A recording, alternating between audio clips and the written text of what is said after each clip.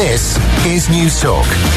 Now, as you heard on the show, if you've been listening, the government is challenging a case made by the Social Democrats co-leader Roisin Shortall to scrap the oath sworn by a president on coming into office. And Michael Nugent, chairperson of Atheist Ireland, has branded this move by Cabinet as disgraceful and says the oath breaches human rights.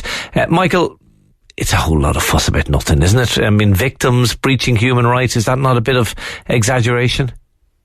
Well, I think if it was the other way around, and if the Constitution said that you had to swear that there's no God in order to become president or a judge, or let's face it as well, it's Taoiseach and Taoiseach are also included in this. It's quite a serious matter. You don't have to swear there is a God. You're just saying in the presence of Almighty God.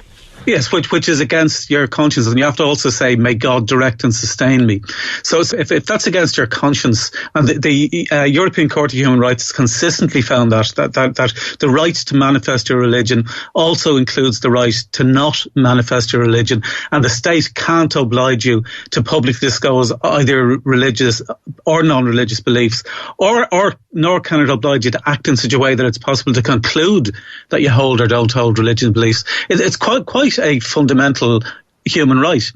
Now, Atheist Ireland has brought this up with the United Nations Human Rights Committee back in 2014. They had previously raised concerns about the religious oath required for judges, and we raised concerns about the additional ones for President and members of the Council of State, which include the Taoiseach and the Taoiseach, and the United Nations Human Rights Committee has told Ireland to hold a referendum on it. So it's absolutely disgraceful that they're wasting public money on taking a case explicitly infringing on the human rights of non-religious people. Or indeed, is it really a breach of your human rights for you to say, I swear in the presence of Almighty God? Is that seriously a breach of somebody's human rights?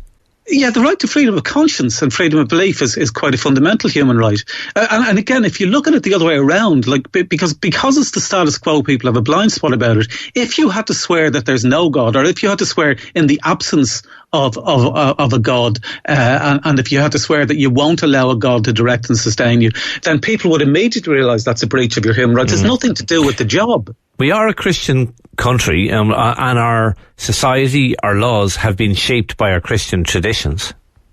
Well, we're not a Christian country. We used to be a Christian country. We're now a pluralist country, still with some... Well, the majority of people still describe themselves as Christian. They do, and the majority of people don't want the Catholic Church or religion to intrude on the laws of the state. It's quite a basic principle, and we would be just as opposed to the state supporting atheism and discriminating against religion as we are the state promoting religion and discriminating against atheism. It's a case of freedom of conscience. Everybody has the right to freedom of religion or belief. And the only way for the state to protect everybody's freedom of religion and belief equally is for the state to remain neutral on it and to allow that to be an issue for people to deal with their private conscience. Okay, you say you would equally protect the rights of people who do believe in God, but isn't the reality? I mean, you want to make Ireland a cold place for Catholics, a cold place for Christians. Isn't that the truth?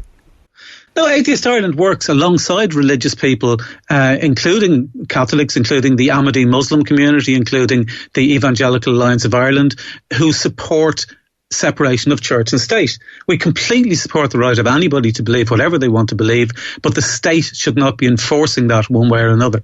Okay, we will leave it there. Michael Nugent, Chair of Atheist Ireland, thank you indeed for talking to Newstalk Breakfast this morning.